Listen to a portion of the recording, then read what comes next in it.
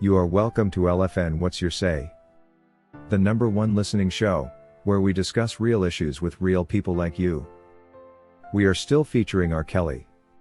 Real name Robert Sylvester Kelly, also known as the R&B King.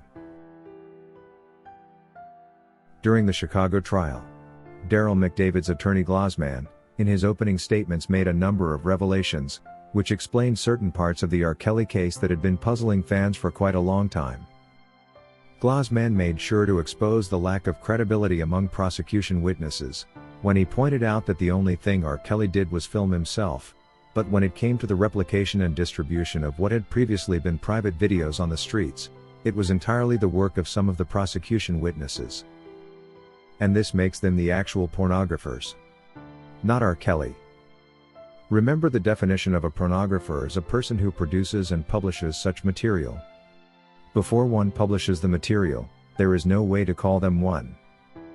By replicating the tapes, the assumed innocent prosecution witnesses did reproduce the materials and went ahead to complete the cycle when they distributed the discs, making them the actual pornographers, not Kelly. Glozman also accused court for giving immunity deals to government witnesses whose crimes he goes ahead to describe. He says when government witness Jane lied to the court under oath, she committed the unforgivable crime of perjury. Meanwhile, there are many instances where she lied. For example, when she persistently denied that she was the person on the video, and also when she lied about the age at which she and R. Kelly were together. While she now says she was 16 years then, when she sued R. Kelly a few years back, she said she was 17. She keeps changing her age for convenience when she has a new narrative to sell, but because she has now learned that the age of consent in Illinois is 17, she has to say she was 16, because that's what the government asked her to say.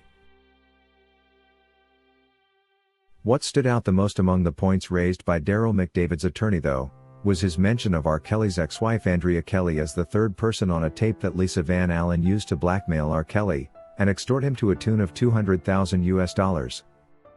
According to Glozman, Andrea Kelly, who was an adult then, and therefore getting involved with a minor, makes her a pedophile. Having termed this as being a predator when it was her turn to blame it on R. Kelly makes her a self-described predator herself. Meanwhile, during the Surviving R. Kelly TV show, the two, Andrea Kelly and Lisa Van Allen, pretended not to know each other at all. Yet they had been intimately involved before, and it's all recorded on tape.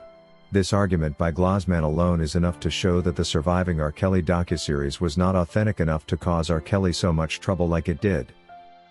And it also makes all the participants who pretended and told lots of lies to the world culprits in this case. Actually, with all this information, Andrea Kelly will likely be subpoenaed for her role in this matter. Glozman also demands to know why almost every government prosecution witness has been granted an immunity deal in this trial, if they wish to convince the court that they are credible people whose statements in this case should be believed. Have they all been granted immunity so that they are free to lie to the world on the stand? He demands to be enlightened.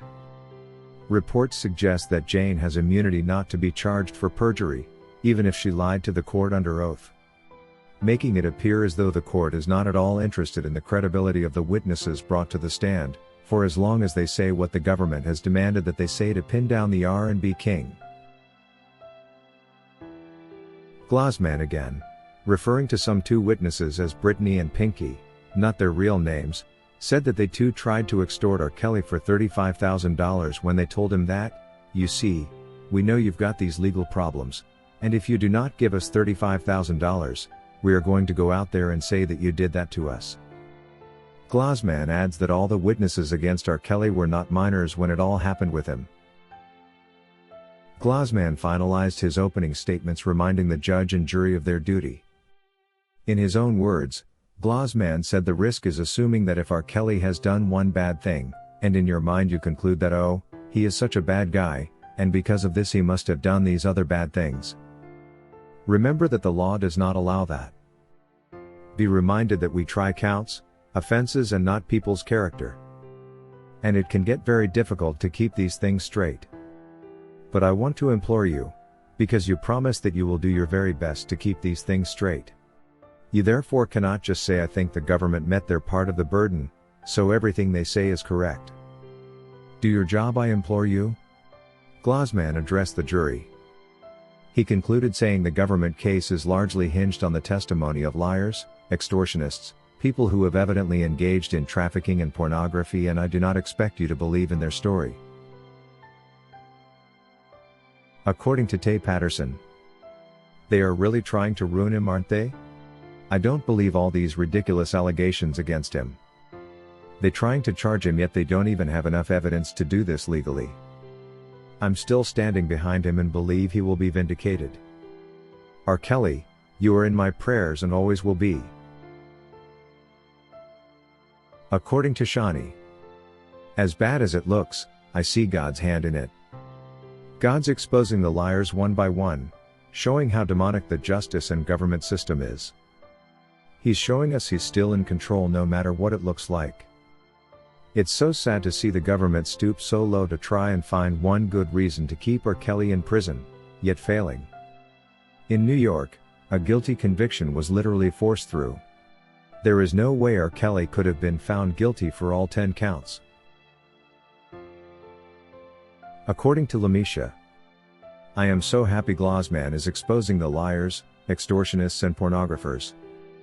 All this time, I have been wondering how R. Kelly can be called a pornographer here for filming his private moments, something anyone can do. Yet those who leak the tapes by replicating and distributing them are considered the innocent ones. How about a reminder of what the law says? I am beginning to think that a combination of these young lads with Jennifer Bonjean is indeed the perfect team to see R. Kelly win back his freedom. I also like that he has taken the initiative to remind the jury along with Judge Leinenweber to refer to the law, and not make emotionally driven assumptions. R. Kelly may appear a bad man indeed to them, but this does not necessarily mean that he is guilty.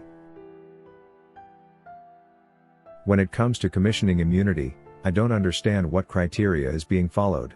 It looks like we have all prosecution witnesses immune from being charged for whatever they choose to say, even if they lied under oath before, yet the defense fully exposed. This is corruption of the highest order. Instead,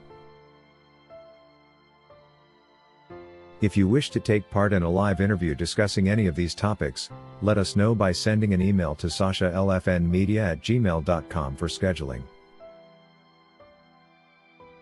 Thank you for watching today's video, a production of LFN Media, giving you another perspective of issues at hand.